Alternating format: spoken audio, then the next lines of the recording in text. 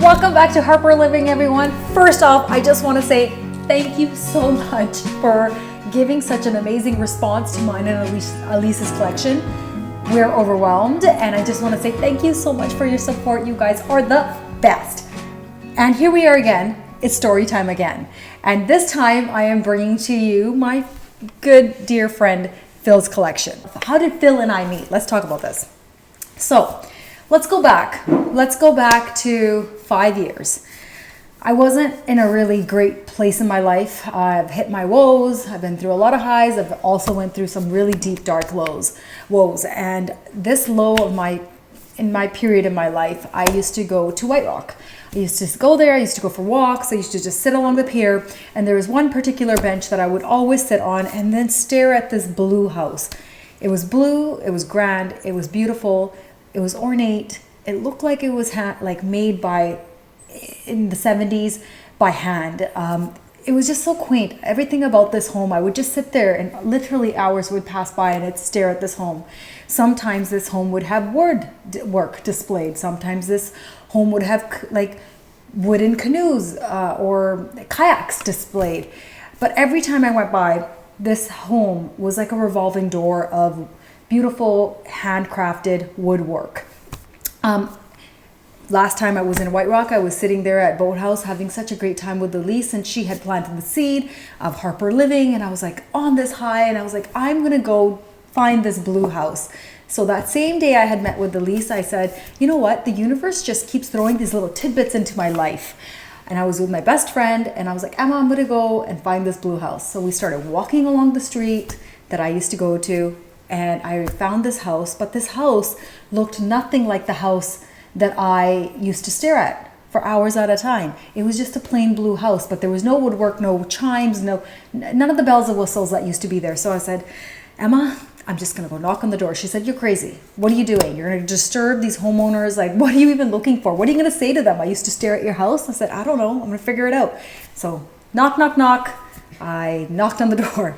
And a young boy, well, not a young boy, a young man answered the door. And I said, hi, you don't know me, but was there ever woodwork displayed in this house?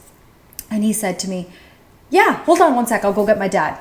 So I hear footsteps coming down the stairs, and Phill comes to the door and he's like, hi, you were looking for woodworking stuff? I make things by hand. And I said, yeah, I know you do. I used to sit here and stare, but there's nothing out here. He's like, are you interested? I'm like, I don't know why I'm here, but I'm here for a reason. And he looked at me like I was crazy, and I looked at him like I needed help. And he said, do you want to go downstairs and look at my woodworking shop? And I said, sure. Is it in your basement? He's like, yeah.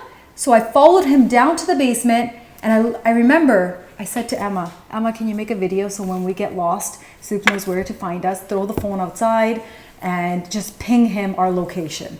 So as we're going down the stairs, I looked back at Emma and I said, are we crazy? And she said, I don't know. So we went down. And lo and behold, in this little dungeon, there was all this like driftwood and reclaimed wood. And I don't know, I just right away felt in my heart, this is where I had to be. And for my entirety of my life, I've been looking for a large salad bowl. You guys know I love to gather. I love to entertain, and I love making large salads. But I always feel like I cannot find a salad bowl large enough to feed my entire Indian family. So there it was, this big chunk of wood. And I said, hey, Phill, is that your name? He's like, yeah, that's my name. And can you make me a salad bowl? He's like, of course I can. I could churn anything. And I was like, okay. So he started explaining to me. I said, why do you have all this wood? He's like, me and my friends. This is his story. So this is Phil's story. Phill owns property in White Rock, prime real estate in White Rock. It was inherited from his father. He used to work for NASCAR. He used to work for, I believe, the Army or Navy. He had all these amazing careers as well, just like Elise did.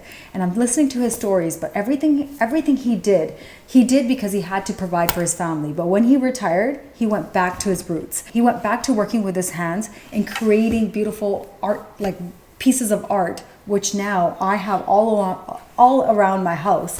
But that's what he went back to, his love, his passion for working with his hands. So now he goes with his friends and he collects driftwood from the local beaches, Crescent Beach, White Rock, anywhere that a tree has fallen, he will go collect it and build these amazing pieces. I found this big chunk of wood in his studio and I said, make me a bowl. And he churned this bowl and he made it for me. And I'm just gonna give you one piece, like a reference to how long ago was this. One bowl of this size takes an entire year to make because you have to dry out the wood. He was explaining the process to me. You have to dry out the wood, then you have to carve the wood, then you have to seal the wood. It takes so long to make. It's like a labor of love to make a simple salad bowl like this. I waited a year and then I had my bowl. Now I got my bowl and I thought, the world needs to know about these bowls and I need to find more bowls for all my social media friends to have. So I went back. Knock, knock, knock. Hi, Phill, do you remember me? Yeah, this time. Let's come in, have a cup of tea. Sat there, got to know him more, and a friendship was developed. I went back down to his studio and handpicked every single one of these bowls for you guys. They're made of solid maple, solid oak. Some are deeper than others. Some are shallower than others. Some are wider than others. But they are beautiful. They're handcrafted. They took over a year to make, and they are made by a local artist named Phill with driftwood that drifted on our local beaches, and now they're going to be in your home as well. So many conversations have started just around this bowl, the origins of the bowl, the love that it took to create this bowl, and so many conversations, memories made around this bowl. And I just want to say thank you, Phill, for coming into my life. Thank you, Phill, for allowing my followers to come into your life and sharing a little piece of your love with their families.